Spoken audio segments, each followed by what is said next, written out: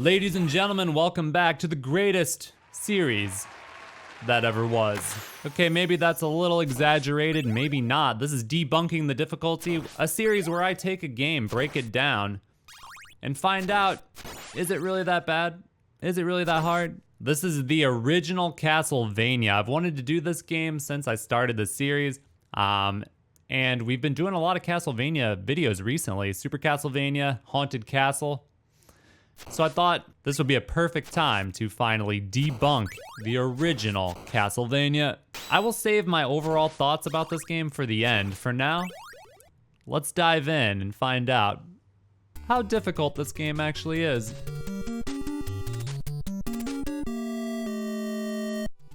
Alright, so the game starts off and the music kicks ass. You get whip upgrades. It's pretty chill. Actually, one thing I think is weird about this game is that the game does have 2 whip upgrades. But every time you die, it seems like it gives you the whip upgrades back right away, so I don't really understand what the point is. Now, stage 1, in my opinion, is a glorified practice level. The level is incredibly easy. All the enemies are super slow and don't really have anything crazy about them. You're gonna want to farm as many hearts as possible. That's gonna apply to every level in this game. Get as many hearts as you can. That is rule number 1. Rule number 2 is get the holy water. Get the damn holy water. Get the holy water and never let go of the holy water. Alright, so you should be able to rip through this stage without any trouble whatsoever, honestly. If you have trouble on this level, I can't help you. Boom! You know, I'll probably end up showing a lot of raw gameplay in this one. We'll let the gameplay speak for itself. But yeah, stage 1 is pretty easy. Something that you're gonna need to know about is that this game hides everything. Ow. It's got pot roast hidden in every level. Sneaky dev power-ups. Sub-weapon upgrades. We're gonna find one of those soon. So you gotta be vigilant. And of course, the biggest obstacle in this game is gonna be getting knocked into pits. So you want to work around those, so if you do get hit by a pit, you make sure you don't get knocked into the pit. And as you saw, I dodged that stopwatch sub-weapon because I did not want that. I want the holy water, man. Nothing but the holy water. Alright, I don't have much to say about level 1 beyond what I've already said. I got 2 more things. Thing number 1 is there's a sub-weapon upgrade right there. Thing number 2 is the bat boss is incredibly easy. Just do this. And he is completely and utterly decimated. The holy water stun locks enemies and bosses. So you're gonna find out quickly why I said protect the holy water at all costs. So there is another weapon in this game that I think is pretty good, and that is the cross. You can sub the holy water for the cross in a lot of scenarios, and you can make it work. We'll see a few of those scenarios. Wow, holy water dropped from that guy. That's crazy. That's gonna be the one time that I say no to holy water, but I just want to show you guys the cross. So one of the things that does suck about this game is when you go to a new map, you are not gonna get to carry over your heart up, or your hearts that you accumulated in the previous stage. Kinda sucks, but it is what it is. Now the cross is very good for long distance stuff, so you can stay away from your enemies and deal damage from afar. Whereas with the holy water, you have to get in their face to deal damage. So for that reason, I would consider the cross a safer choice. But the holy water is still the best. Alright, so they're gonna try to troll you by giving you crappy sub-weapons. You gotta dodge that stuff. You gotta dodge that stuff, dude. If you don't have a cross or holy water, you are definitely doing yourself a disservice. Alright, so this area is gonna test your platforming prowess a little bit. My recommendation, just go slow. The Medusas are pretty easy to dodge. You can kill those guys with the cross. And you can get healed right here. How about that? You got a little bit of platforming here, nothing too crazy. Just go ahead and make your way across. Watch out for the Medusas, they try to troll you. And you should be good to go. And what do you know, another hidden power-up. What is this, a Mario Maker level? Damn, it's like Dev Power-Up City up in here. Now, these things actually kill you in one hit, and they have really janky hitboxes, so you'll have to be careful around those. And this level introduces one of the most famous enemies from Castlevania, which are these little skull things, or dragon heads or whatever. They can be a pain if you don't know how to deal with them, but there are a lot of ways you can deal with them. And you'll see that from me. I'll do a lot of different stuff, but obviously the crosses are very good for them because you can stay away and they also take out their projectiles. And then we are basically home free here. We're walking towards the boss. The Medusas don't even hit you if you hold left. Fun fact. And for the boss, we're just gonna stand in the corner and spam crosses here. You might get hit once, but other than that, this boss, completely free, even without the holy water. Alright, so stage 3 is where stuff gets real, you guys. Go ahead and grab that holy water. Oh, little freaking monkey dude, hunchback motherfucker. Watch out for them. You can just like kind of, whatever, kill those guys. So the level starts you off with a hidden pot roast, which is kind of nice. But then you have to go through a bit of stuff before you get to see another one. This stage also introduces Hammer Bros. Ow. Alright, for this area, I just recommend going slowly and methodically taking out these birds, because they will knock you off cliffs.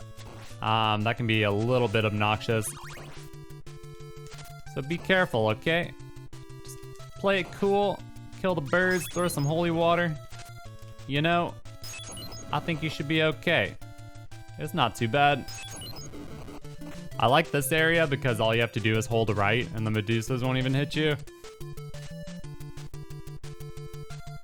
It's actually a pretty solid strategy. So, and throughout all this, there hasn't been a single hidden pot roast. So I'm going holy water strats.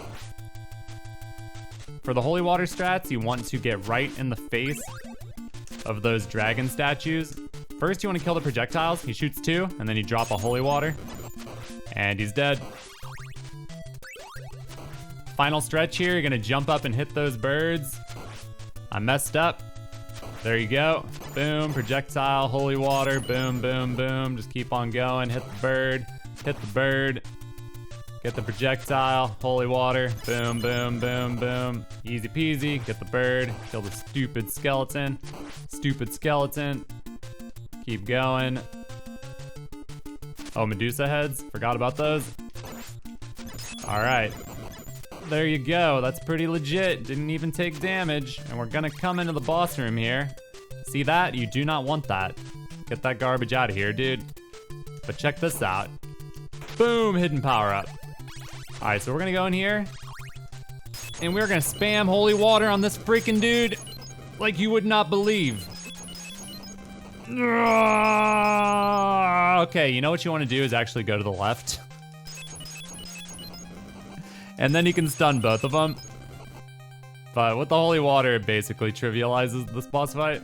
You're gonna notice a pattern moving forward. Woo!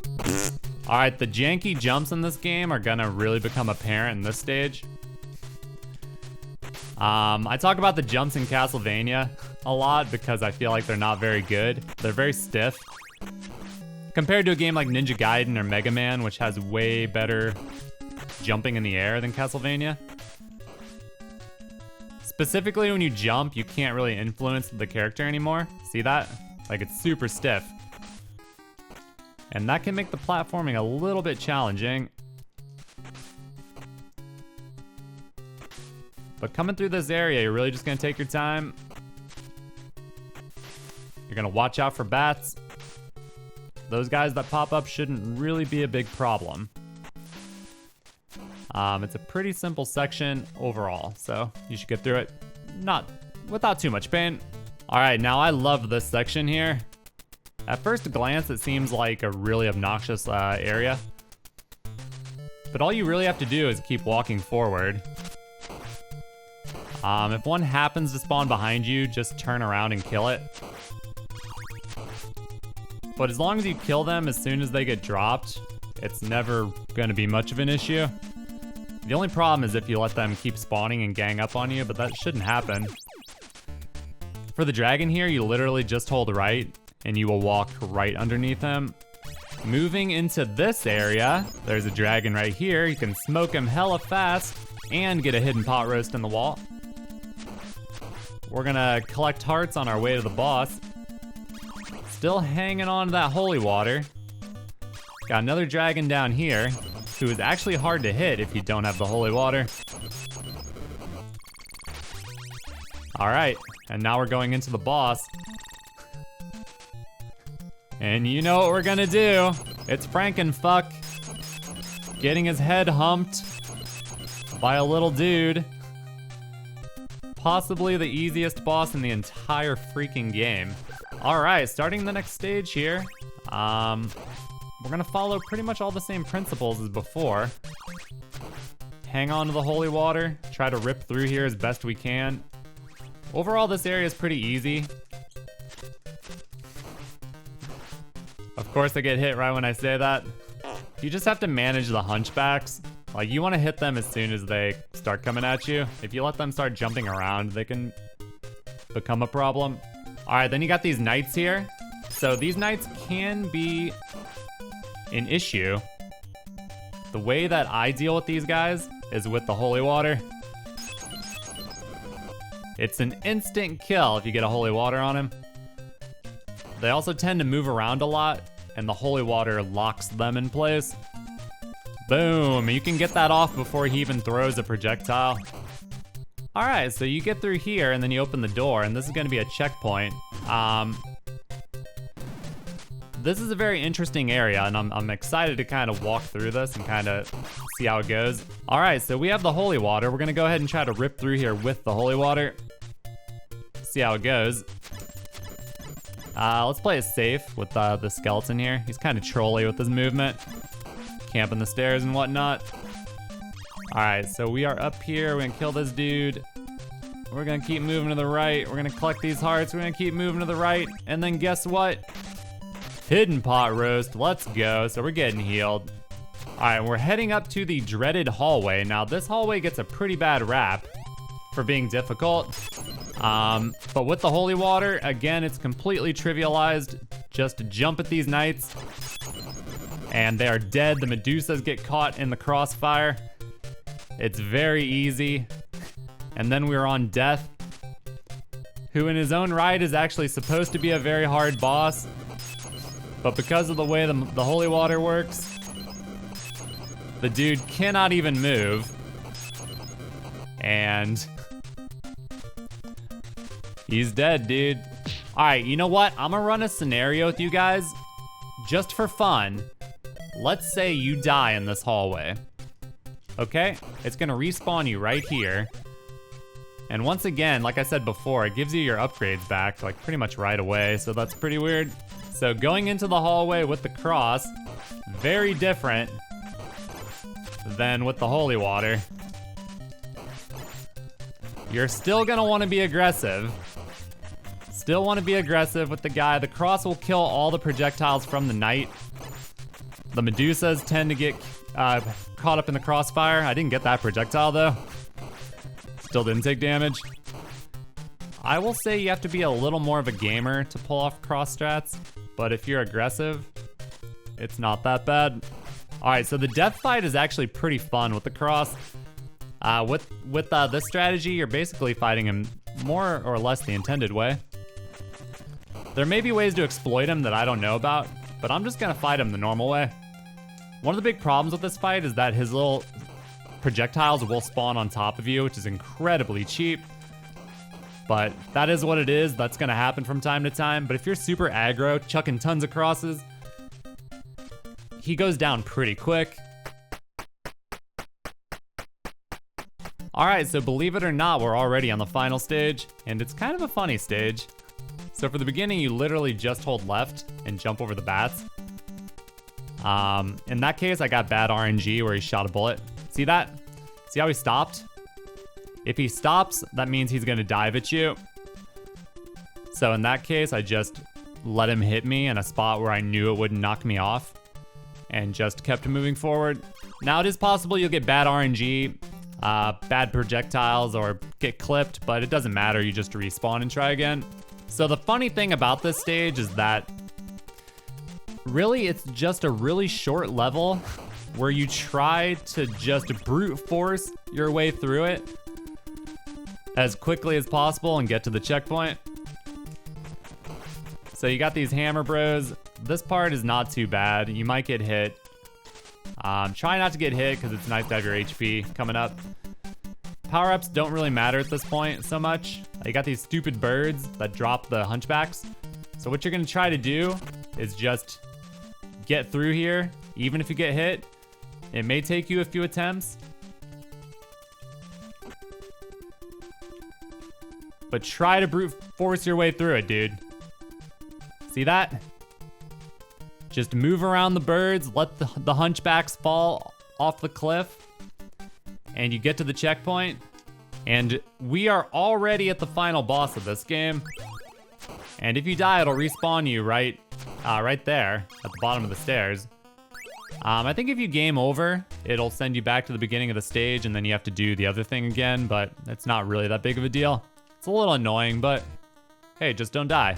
Now, Dracula has 2 phases. The first phase, I recommend doing it the way that I'm going to do it, which is the safe and sound way. There is a speedrunner way where you go nuts with the cross. I don't really recommend that unless you are speedrunning.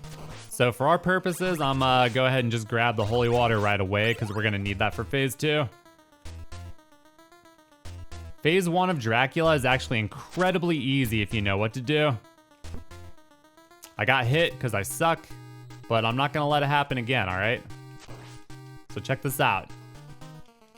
All right, this is what you do. You jump over his projectiles, and you hit him. You deal 1 bar of damage. You rinse, and you repeat. This is the safe strat. There's really no reason to do anything else unless you're trying to be quick for some reason.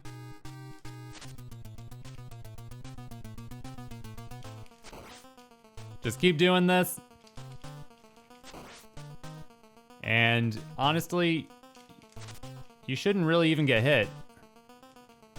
One other thing I want to note is that you need to keep moving because he spawns on top of you, which is super cheap.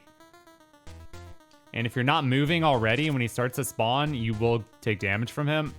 All right, so this way is a little slow, but it does get the job done. He has 2 hits left. We have the holy water for phase 2. 1 more hit. And I did a backwards jump for some reason. Missed him. All right, come on, come on, come on. Oh, I got hit, dude. All right, phase 2, he turns into the big stupid monkey thing. The only way you can hurt him is by hitting his face. You throw the holy water to stun him, and then you hit him in the face. Boom, boom. I'm gonna take damage here, because you actually cannot dodge him going underneath him, I don't think. At least I don't think you can. I've never successfully done it. And that's pretty much it, dude. The second phase is chill, but you do want to have an extra hit, because usually you're gonna get hit by him once. I think you can kill him faster than that. In fact, I'm sure you can, but you don't really need to. Yo, and just like that, we beat the original Castlevania in like 20 minutes or something. James Banana. Who the hell is James Banana? So overall, the game is very short. It's pretty easy. With a few tricks, the game is completely trivialized, and they're not like cheats or glitches or anything. They're literally just using the normal stuff that the game gives you. The holy water is broken as fuck, and it's always the way to go for the most part.